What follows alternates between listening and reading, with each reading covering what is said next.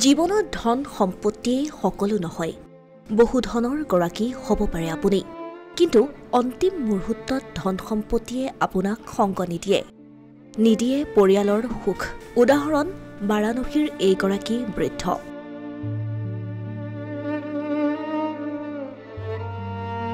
কি নাছিল তেওঁৰ নামত আছিল ৮০ কোটিৰ সম্পত্তি।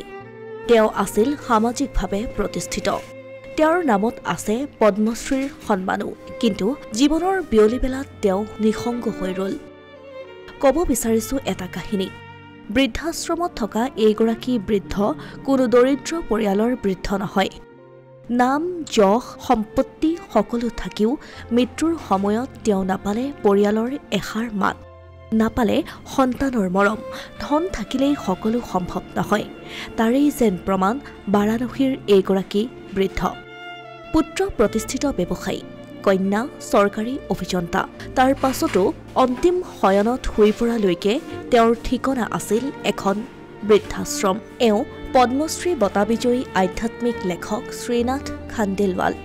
কাশীৰ বাসিন্দা শ্ৰীনাথ খাণ্ডেলৱালে ১০০খনতকৈও অধিক গ্ৰন্থ লিখিছিল, যাৰ বাবে ২০২৩ চনত তেওঁক পদ্মশ্ৰী সন্মানেৰে সন্মানিত কৰা হৈছিল।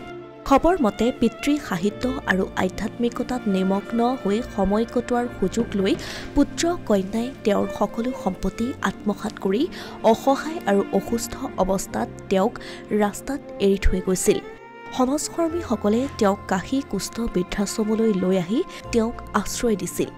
আটাইতকৈ হৃদয়বিদাৰক ঘটনাটো হ'ল শ্ৰীনাথ খাণ্ডেলৱালৰ মৃত্যুৰ খবৰ পুত্ৰ আৰু কন্যাক দিয়াৰ সময়ত তেওঁলোকে নিজৰ কৰ্মব্যস্ততা দেখুৱাই পিতৃক শেষবাৰৰ বাবে চাবলৈ নাহিল। অৱশেষত সমাজকৰ্মীসকলে চান্দা সংগ্ৰহ কৰি সম্পন্ন কৰিলে অন্ত্যেষ্টিক্ৰিয়া। এতিয়া এবাৰ ভাবক, কোটি কোটি টকাৰ গৰাকী, সামাজিক প্ৰতিষ্ঠিত সন্তান থকাৰ পাছতো জীৱনৰ শেষ বেলাত তেওঁ হৈ ৰ'ল নিঃসংগ। ধন সম্পত্তিয়েও পূৰাব নোৱাৰিলে পৰিয়ালৰ শূন্যতা। Asomiya Pratidin digital desk.